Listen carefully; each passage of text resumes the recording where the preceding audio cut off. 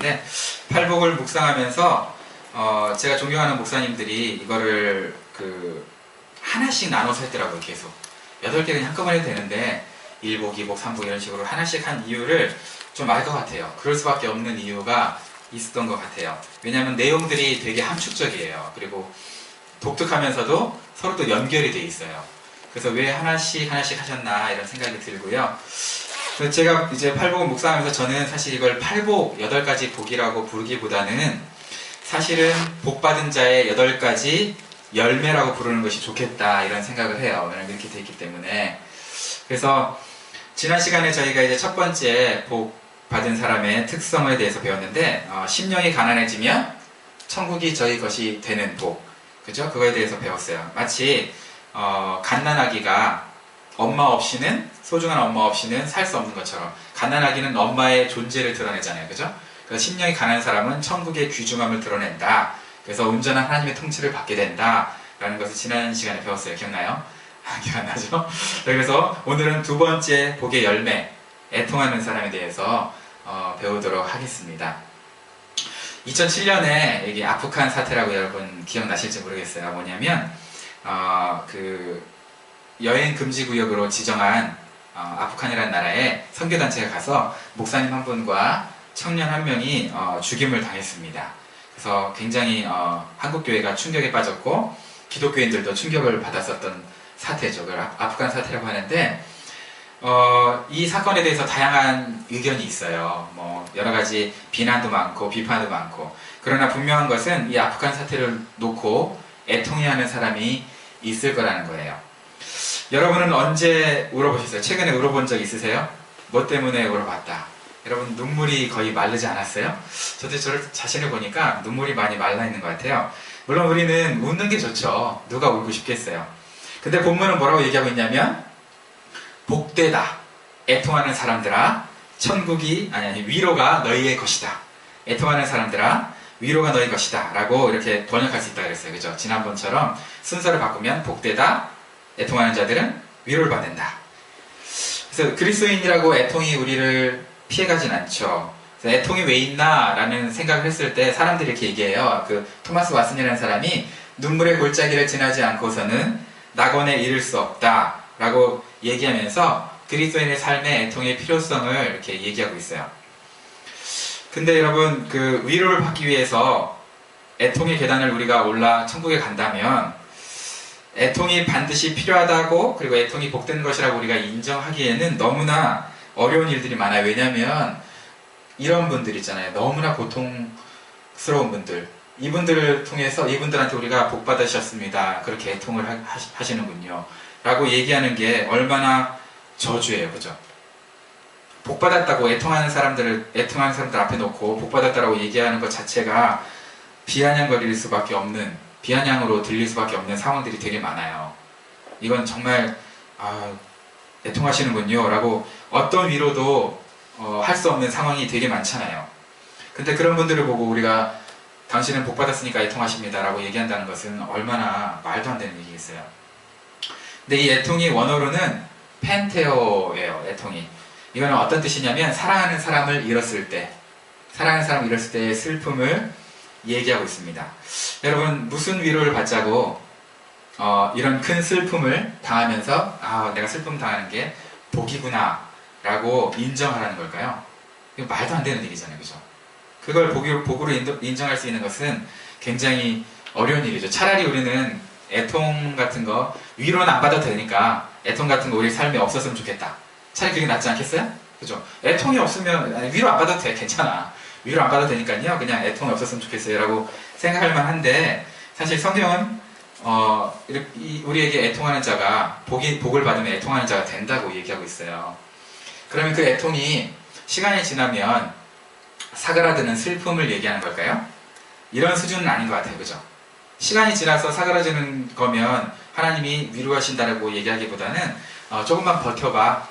버티면 너 애통을 이겨낼 거야 라고 얘기하셨겠죠. 근데 그렇게 안 하고 위로해 줄 거야 라고 얘기하셨잖아요. 그죠? 위로를 받을 거야. 그러니까 성경이 말하는 애통은 이런 인간적인 수준이 아닌 것 같아요. 세월이 약인 애통은 아닌 것 같아요. 다른 애통이겠죠. 아무래도. 그래서 본문의 애통을 모든 신학자들은 뭐라고 보통 같이 동의를 하냐면 두 가지일 것이다. 공동체를 위한 애통이 있을 거고 자신에 대한 죄에 대한 애통이 있을 것이다 라고 얘기하고 있는 거예요. 공동체를 향해서 애통을 품고 자기의 죄를 향해서 애통을 품으면 그런 사람들이 위로를 받을 것이다 라고 얘기하는 거죠. 여러분, 그리스도인이라면 우리가 속해 있는 공동체의 아픔을 우리가 같이 공유하고 애통을 해야 돼요. 국가가 힘들어하는데 자기만 잘 먹고 잘 산다고 나 몰라라 하는 거는 그리스도인이 아니죠. 그래서 그리스도인이라면 형제 자매를 놓고 그 다음에 이웃을 놓고 우리가 애통을 해야 돼요. 근데 여러분, 우리가 주변 공동체를 놓고 애통하지 않으면 어떤 일이 벌어진지 아세요? 여러분이 옆에 있는 사람들한테 애통의 마음을 품지 않으면 두 가지 중에 하나를 하는데, 애통을 하거나 그분들을 위해서, 아니면 비판을 해요.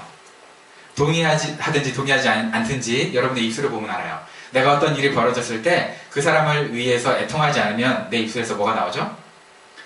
비판이 나오죠. 그죠? 욕이 나와요. 비판이 나오죠. 그러니까 우리는 비판을 하거나 애통하거나 둘 중에 하나를 선택하게 돼 있어요. 근데 그리스도인들은 세상에서 분리된 사람이 아니라 세상에서 구별된 사람이에요. 그러니까 구별됐기 때문에 그분들 위해서 애통하는 것은 당연한 거예요. 그리스도인들이. 근데 우리는 그분들과 우리를 자꾸 분리를 하려고 하죠. 그게 이제 공동체적인 애통을 가져야 하는 그리스도인의 몫이에요. 그렇다면 개인의 애통은 개인 차원의 애통은 뭘까요? 개인적 차원의.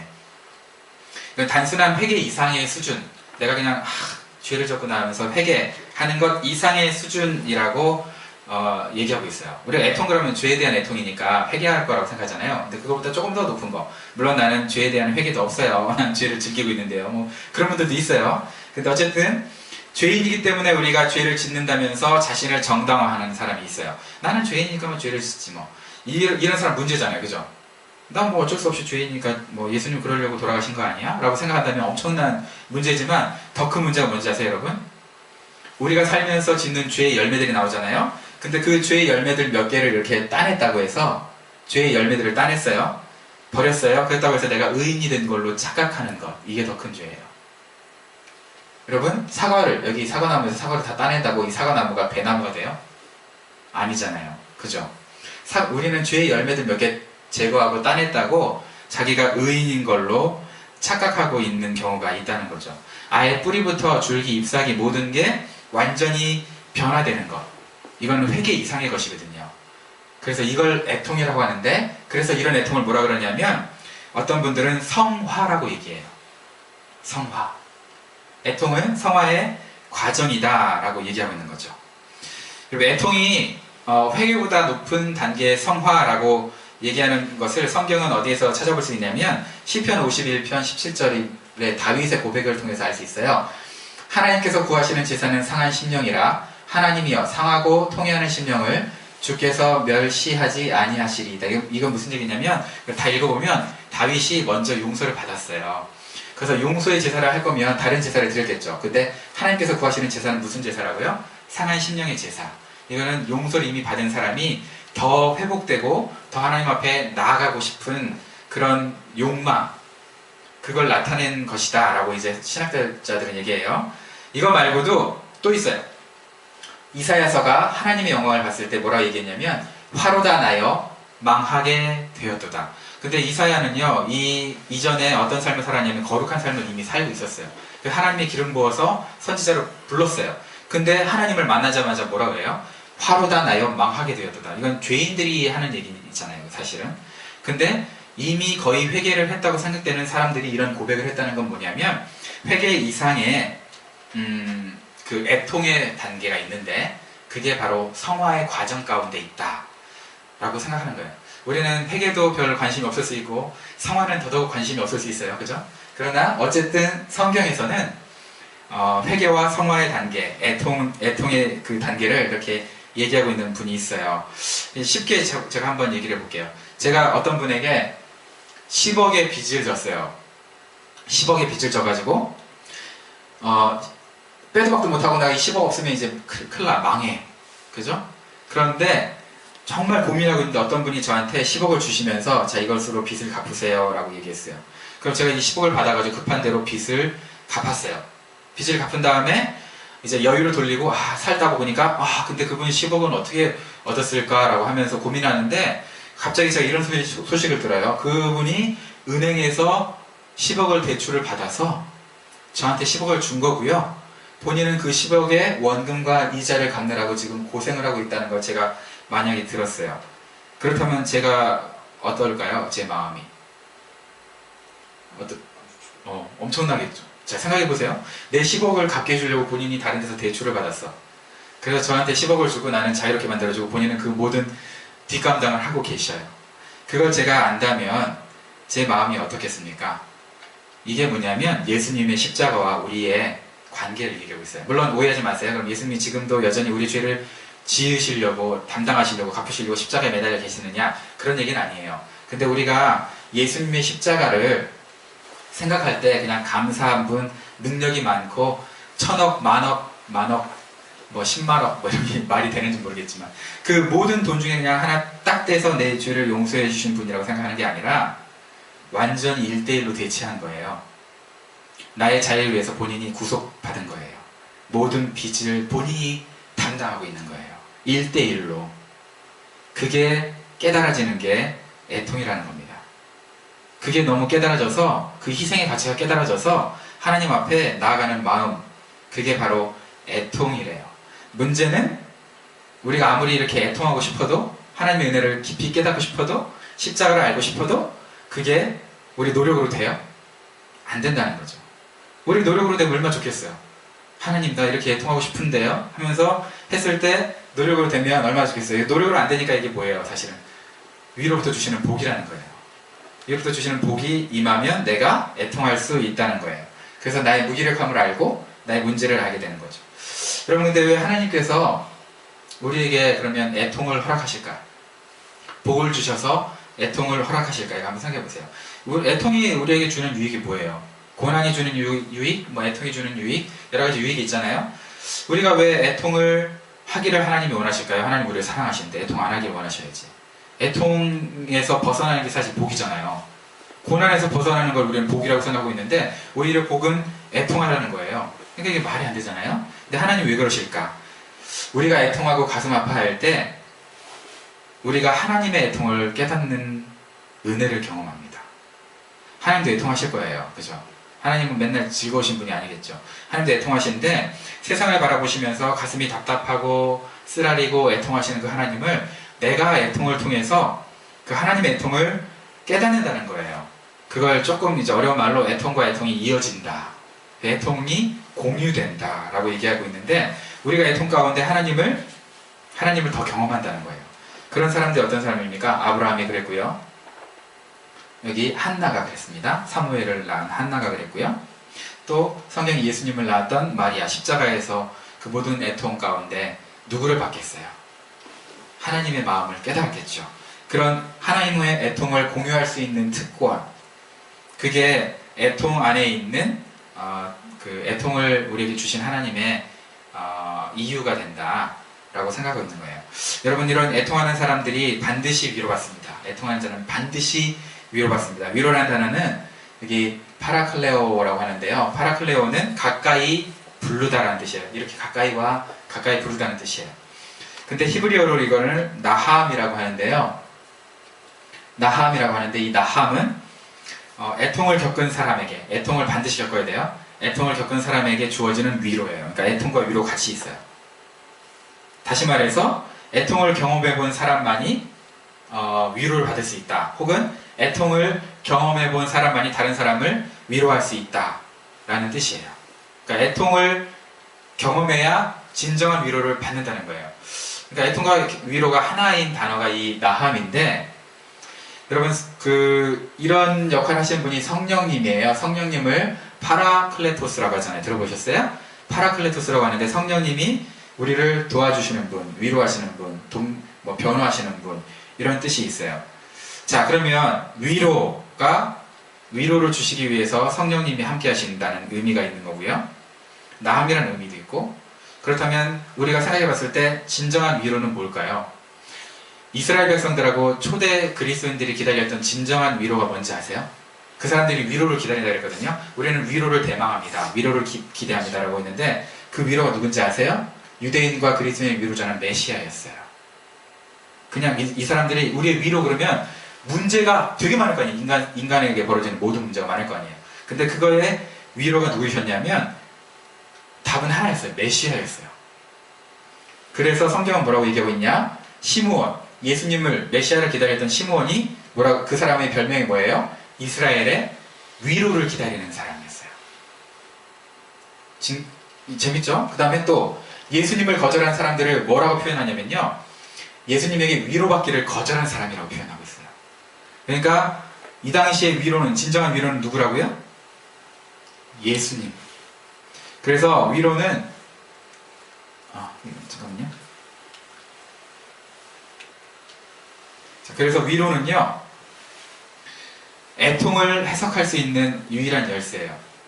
어려운 말이었어요. 위로는 애통을 해석할 수 있는 열쇠다. 애통이 무슨 뜻인지 해석할 수 있는 열쇠다. 근데 위로는 누구라고요? 예수님. 그럼 예수님이 애통을 해석할 수 있는 열쇠, 예수님이 애통을 풀어주시는 열쇠인데, 그 얘기는 무슨 얘기냐? 여러분이 모든 고통이, 모든 애통이 결국 어떤 걸로 풀려야 진짜 애통이냐? 라는 거예요.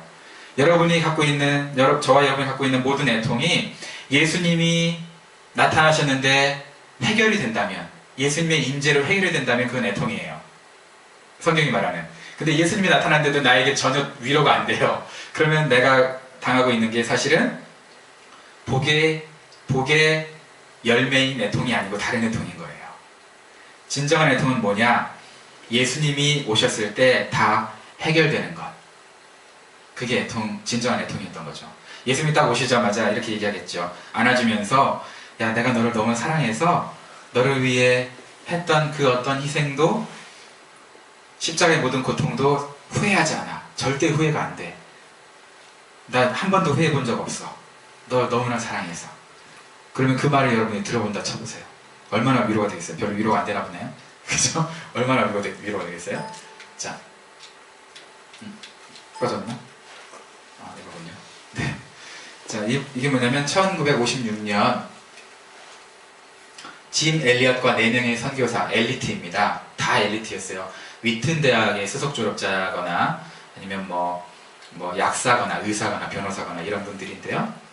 이 5명이 에콰도르의 아우카족, 아우카라고 하기도 하고요, 와다니라고 하기도 하고 와오라니라고 하기도 해요. 셋 다 같은 표현인 것 같아요. 근데 그 와다니족, 아우카족에게 복음을 전하러 가요.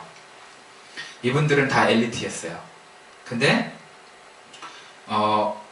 아우카족은 어떤 분들이냐면, 여기 이제 이분들이 아우카족인데요. 이분들이 아우카족은 어떤 사람들이냐면, 너무 호전적이라서 자기네 부족들끼리도 서로 이게 운명이라는 생각을 갖고 있어요. A가 B라는 데를 침략해서 모든 남자를 죽이잖아요. 그럼 B에 있는 그 후손들이 커가지고요, 복수를 해야 돼. A라는 곳에 복수를 완전히 다하면 자기네 민족에, 자기네 종족에 사명을 다한 거야. 그러니까 복수와 복수가 어떻게 되겠어요? 악순환이죠. 그런 악순환인 종족이에요. 그게 자기네들이 태어난 이유라고 알고 사는 종족이에요. 그래서 중간에 이제 모든 석유회사 직원들이나 미국에서 에콰도르에 그 사람들을 파견해서 자원을 캐내려고 할 거 아니에요? 그럼 그런 사람 오면 무조건 죽였어요. 물어보지도 않고. 이유도 없이. 무조건 죽이니까 얼마나 압력 높았는지 이제 에콰도르 정부가 어떻게 되겠어요? 미국이 압력을 넣겠죠. 야, 보내는 족족 니네가 죽이면 우리가 어떡하냐.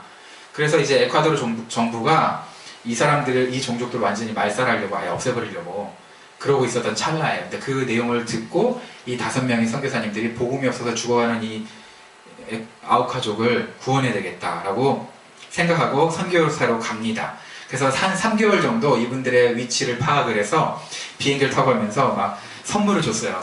좋은 것도 주고 선물도 주고 그러면서 마음을 얻으려고. 그런데 이 아우카족에서 도망 나온 한 여자가 있는데, 그분이 경고하기를, 그분들은 항상 앞에서는 웃으면서 하지만 나중에 그 웃음이 싹 바뀌면서 죽여버린다고, 조심해야 된다고, 앞에서 친절하게 해준다고 해서 그게 전부로 보면 안 된다고 경고를 했어요. 그럼에도 불구하고 5명은 3개월 동안 이제 치밀한 계획을 해가지고 이렇게 관계를 좀 깊게 맺었잖아요. 그래서 이제 신뢰감이 생겼다고 착각한 거예요. 갔어. 그래서 강가에 딱 내렸는데 한 5, 6일 지나자 아우카족이 왔어요. 웃으면서 아니나 다를까 여자들이 먼저 왔어요. 그래서 반가운 얼굴로 맞으려고 하는데 숨어있던 아우카족들이 이 5명을 다 죽입니다. 창으로 찔러서. 창으로 찔러서 죽였는데 그 순교의 상황을 이제 라이프라고 그 저널 있잖아요. 그 여러분들이 잘 알고 있는 티메지, 티메 알죠? 타임지 티메지에서 이들의 순교를 보도하면서 정말 안 좋게 보도를 해요. 뭐라 그러냐면 장래가 촉망한 이 젊은이들이 왜 이렇게 죽어야만 하느냐. 그것도 남의 땅에서. 그래서 영어로 What a unnecessary waste. 정말 불필요한 낭비. 그죠? 뭐 낭비라고 표현하면 좀 그렇지만 불필요한 쓰레기 이렇게 표현할 수도 있어요. 그죠? 정말 불필요했던 낭비로 이렇게 했다. 버렸다. 자기의 생명들을. 그랬더니 이분이 엘리자베스 엘리엇인데 짐 엘리엇의 와이프인데요. 이렇게 얘기합니다. 무슨 소리입니까? 불필요한 낭비라니요. 남편은 어렸을 때부터 그 순간만을 위해서 준비된 사람입니다. 그 순간만을 위해서 준비된 사람입니다. 다시는 낭비라고 얘기하지 말아주세요. 라고 얘기했어요. 재밌는 거는 이 선교사님들 5분들이 주머니에 뭐가 있었을까요?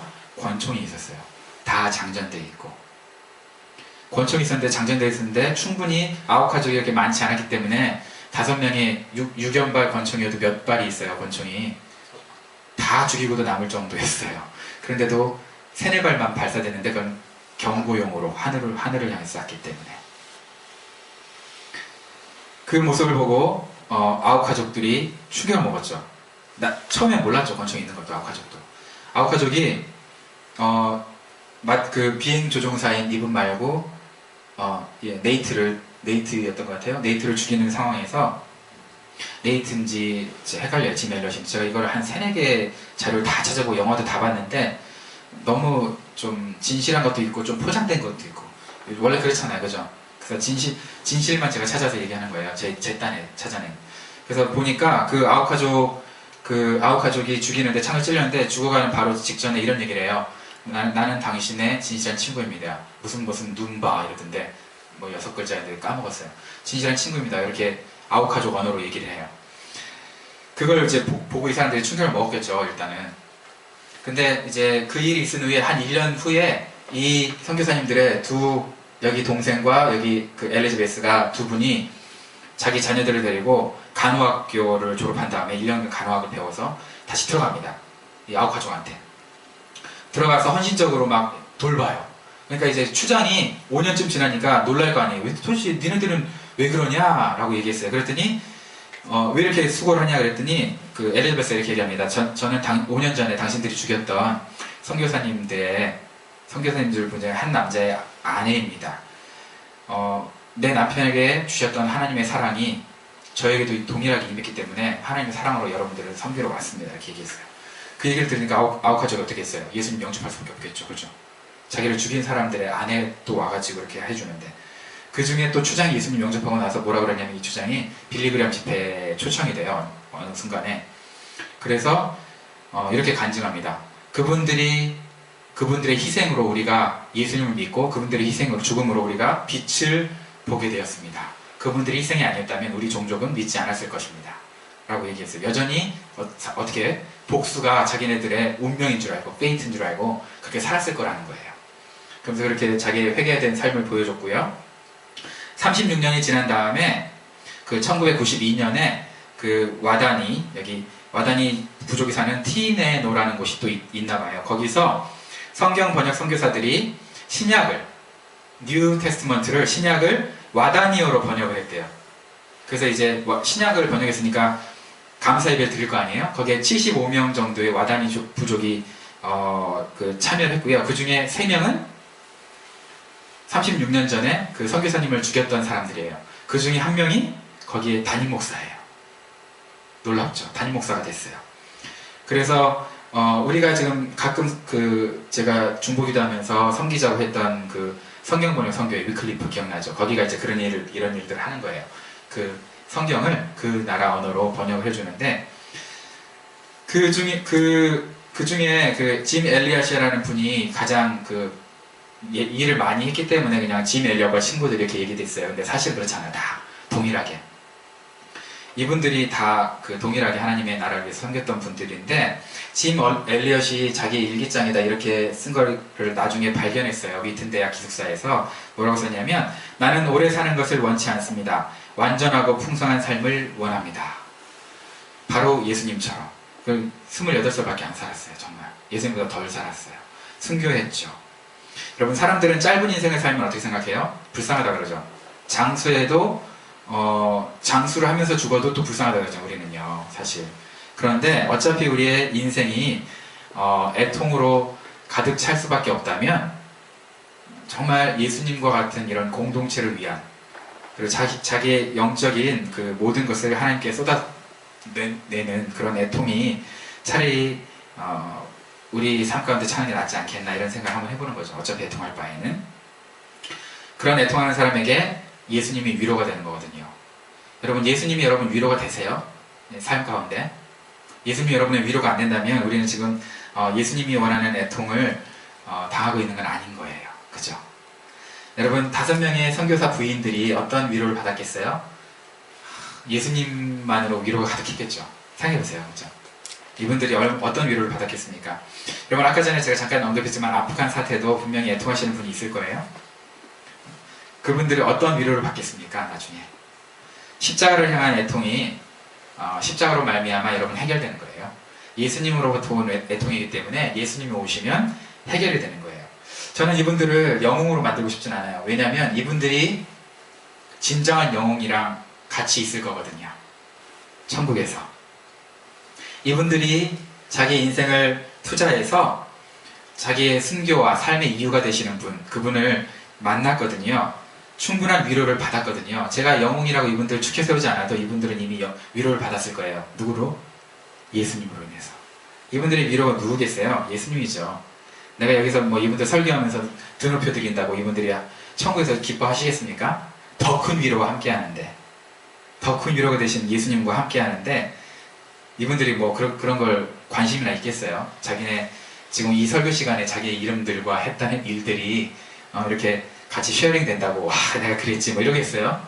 그죠? 그런 거 없어요. 가장 위로가 되시는 예수님이랑 함께 계시기 때문에 그렇죠. 여러분, 예수님께서 저와 여러분의 최고의 애통이 근원이 되시고 위로가 되시는 거예요. 무엇으로 요즘 여러분 애통하고 계세요? 애통 자체가 없다 그럼 좀 여러분 고민을 해봐야 되겠죠, 우리가. 그죠? 무엇으로 우리의 삶에 애통이 있습니까? 네, 애통한다는 게 좀 두렵죠. 그리고 애통을 하면 정말 가슴 아픈 일 많잖아요. 그죠? 근데 그건 개인적인 애통이고, 그러면 민족을 향해서, 여러분의 주변 이웃을 향해서 어떻게 애통하고 계십니까?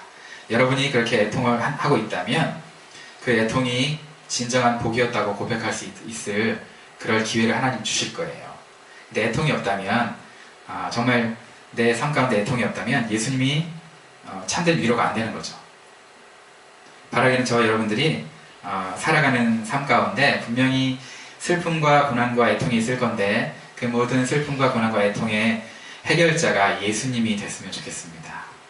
예수님이 해결자가 되셔서 저와 여러분의 삶 가운데 정말 주님이 복을 주셔서 내 삶이 애통으로 가득 찼고, 그리고 주님이 그 애통을 또 위로해 주셨다라고 고백할 수 있는 그런 삶, 그런 삶이 저와 여러분의 삶이 됐으면 좋겠습니다. 네, 시작 같이 기도하겠습니다. 같이 기도하실 때 우리 찬양하는